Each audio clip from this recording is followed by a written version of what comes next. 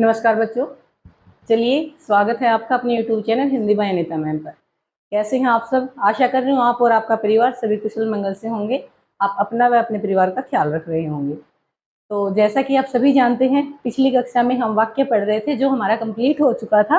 तो आज एक बेहद बेहद बेहद महत्वपूर्ण टॉपिक हम पढ़ने वाले हैं जो सभी बच्चों के लिए काफ़ी इम्पोर्टेंट होता है। कोई भी परीक्षा होती है, कोई भी पेपर आपका होता है, अगर हिंदी का प्रश्न पूछा जा रहा है वहाँ पे तो उसमें से प्रश्न आता ही आता है।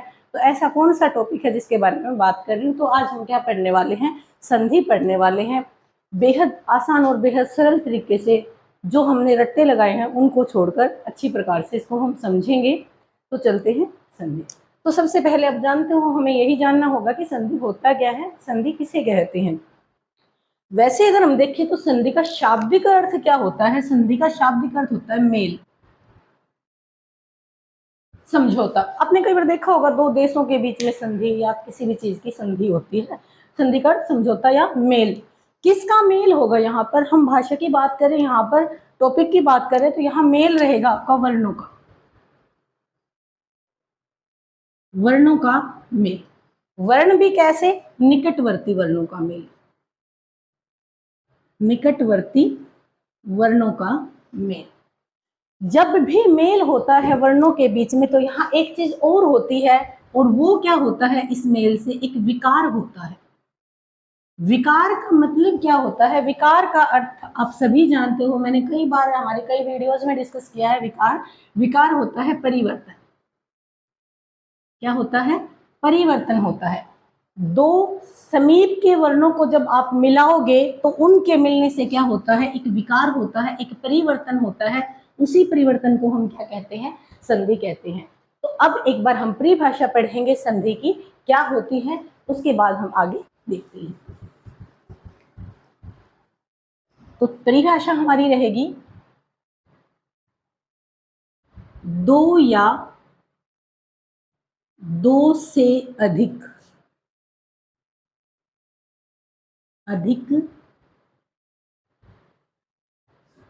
निकटवर्ती वर्णों के मेल से, वर्णों के मेल से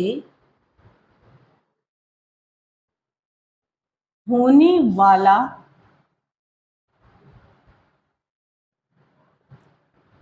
परिवर्तन संधि कहलाता है। संधि कहलाता।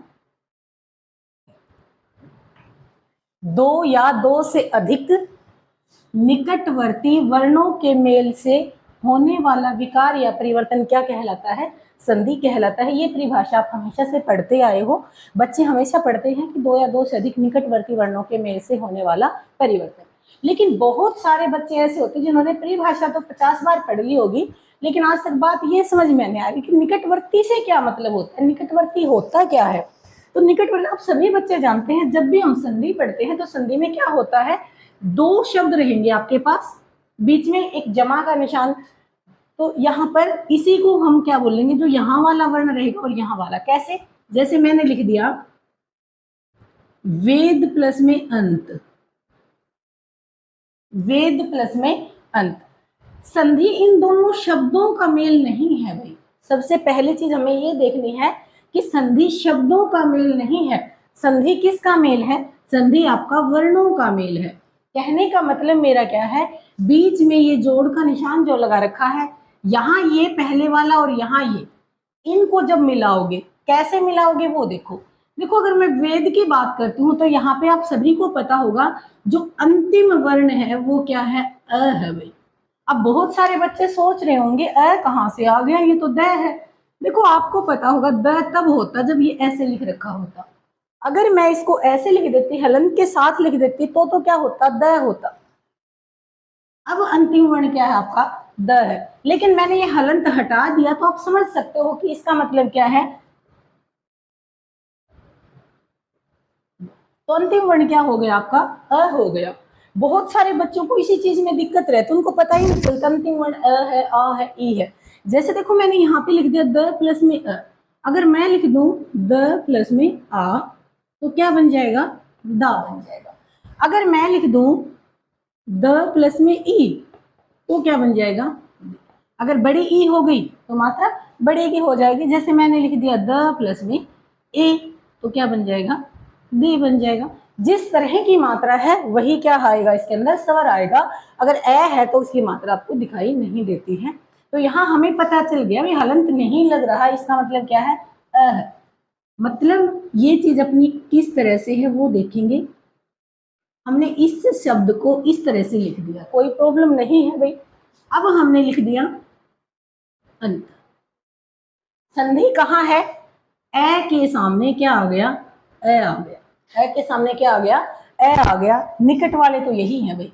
ए के सामने अगर मैं त बोल दूं तो निकटवर्ती नहीं है, संधि होती क्या है, निकटवर्ती होती है। अगर मैं व के सामने ए बोल दूं तब भी निकट नहीं है। निकट कौन है, निकट तो ये दोनों ही वर्ण है।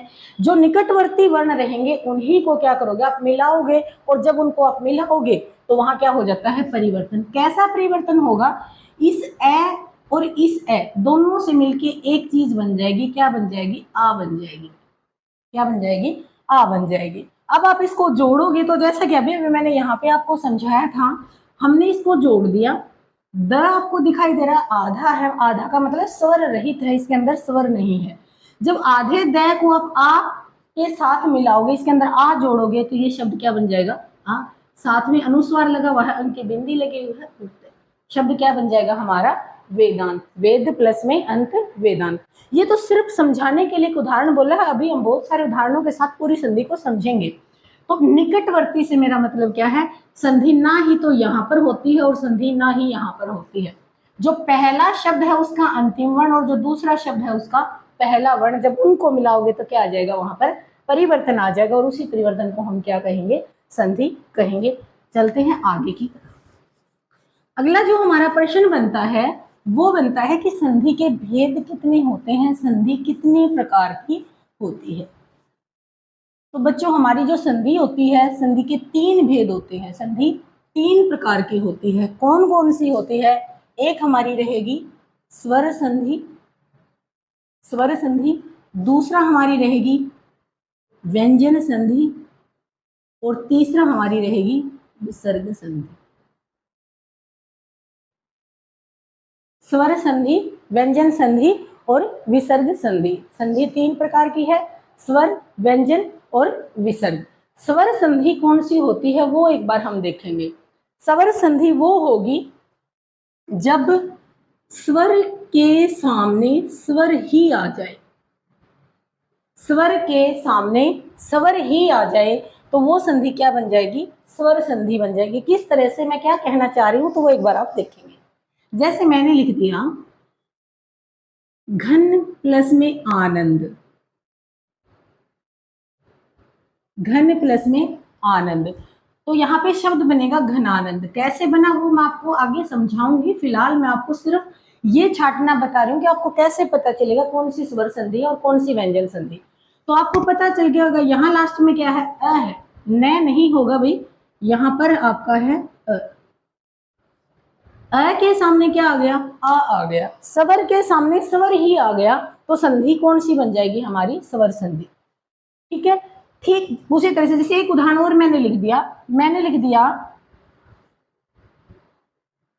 वी प्लस में अंजन, वी प्लस में अंजन। तो ध्यान से देखेंगे तो ये ऐसे है भाई हमारा, ये वाला अंत में क्या आ गया, स्वर, उसके सामने फिर क्या आ गया, स्वर ही आ गया, शब्द हमारा बनेगा व्यंजन। ये तो जब नियम समझाऊंगी तब बताऊंगी कैसे बना, लेकिन आपको पता चल गया कि स्वर के सामने स्वर ही आ गया तो संधि कौन सी रहेगी हमारी, स्वर संधि रहेगी। अगर स्वर के सामने स्वर आ जाए तो संधि कौन सी हो जाएगी, स्वर संधि। अगला हम एक बार समझेंगे व्यंजन संधि कौन सी होती है। तो देखेंगे इधर ध्यान से,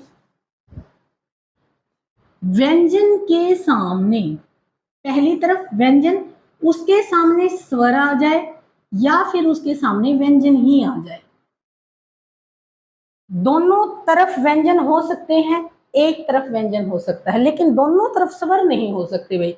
क्योंकि आपको पता अगर हम दोनों ही तरफ स्वर लिख देंगे तो वो संधि हमारी क्या बन जाएगी, स्वर संधि बन जाएगी। व्यंजन संधि में एक तरफ व्यंजन का होना अनिवार्य है, दोनों तरफ भी हो सकते हैं, लेकिन अगर दोनों तरफ नहीं है तो कम से कम एक तरफ जरूर होना चाहिए, दूसरी तरफ स्वर भी हो जाएगा। व्यंजन के सामने अगर स्वर आ गया तब भी संधि व्यंजन संधि है। व्यंजन के सामने यदि व्यंजन आ गया तब भी हमारी संधि कौन सी होती है? व्यंजन संधि। किस तरह से, एक बार देखो मैं क्या कहना चाह रही हूं। जैसे हमने लिख दिया दिक प्लस में अंबर, दिक प्लस में अंबर, भाई शब्द हमारा बनेगा दिगंबर। दिगंबर कैसे बना ये तो जब मैं आपको व्यंजन संधि समझाऊंगी कंप्लीटली तब बताऊंगी, लेकिन पता कैसे चला आपको कि ये व्यंजन संधि है स्वर संधि? तो अब की बार देखो आप, यहाँ पर क्या है? व्यंजन है।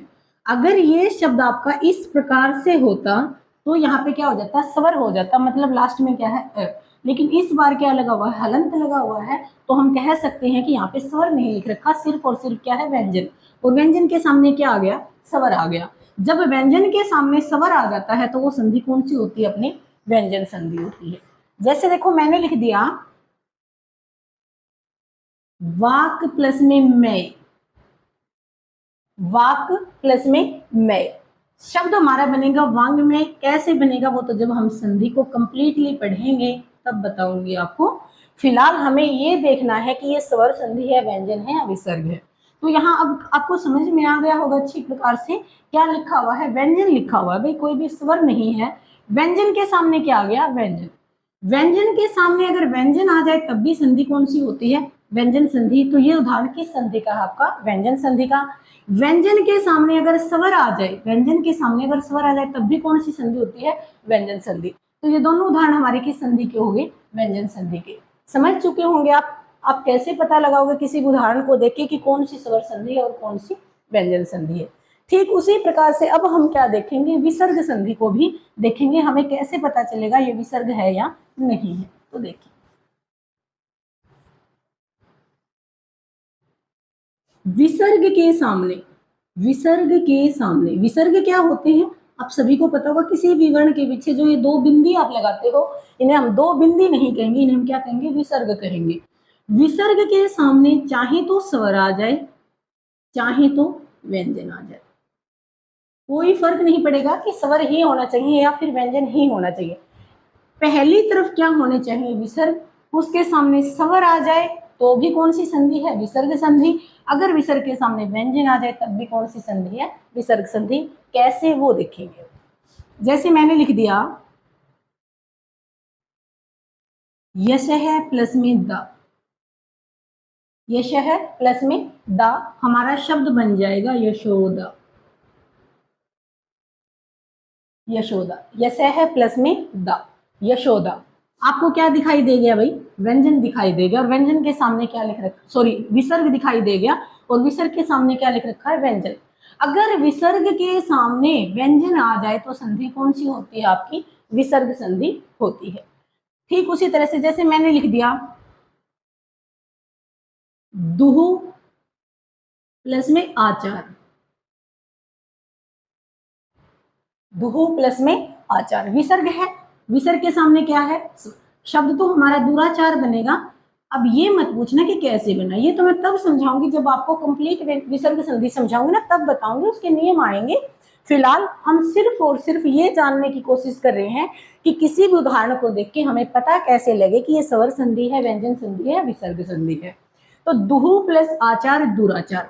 विसर्ग के सामने, विसर्ग के सामने अगर स्वर आ जाए, अगर स्वर आ जाए तो संधि कौन सी बनेगी? विसर्ग संधि बनेगी। तो आप लोग मेरे ख्याल से किसी उदाहरण को देखकर ज्यादा कुछ नहीं कह रही, मैं इतना जरूर बता सकते हो कि ये एग्जाम्पल, ये उदाहरण आपका स्वर संधि का है, व्यंजन संधि का है या फिर विसर्ग संधि का है। दूसरी बात जो हमारी रहेगी बच्चों वो ये रहेगी, जो हमारी स्वर संधि होगी वो 5 प्रकार की होगी। स्वर संधि के कितने भेद रहेंगे? 5 भेद रहेंगे, 5 प्रकार की होगी। कौन कौन से होंगे वो 5? वो हमारे रहेंगे भाई दीर्घ संधि, गुण संधि,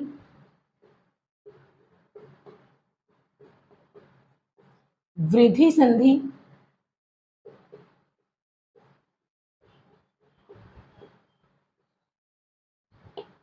यण संधि और अयादि संधि, और अयादि। तो स्वर संधि के कितने भेद होते हैं आपके? 5 होते हैं। दीर्घ संधि, गुण संधि, वृद्धि संधि, यण संधि और अयादि संधि। ध्यान रहे भाई, व्यंजन संधि के कोई भी भेद नहीं आएंगे। यहाँ पर हम क्या पढ़ेंगे? नियम पढ़ेंगे। नियम बहुत सारे रहेंगे, अलग अलग नियम रहेंगे व्यंजन संधि के। स्वर संधि 5 प्रकार की, दीर्घ, गुण, वृद्धि, यण और अयादि। व्यंजन संधि के भेद नहीं रहेंगे, क्या रहेंगे? नियम रहेंगे। ठीक उसी प्रकार से विसर्ग संधि के भी कोई भेद नहीं रहेंगे, हमारे क्या रहेंगे?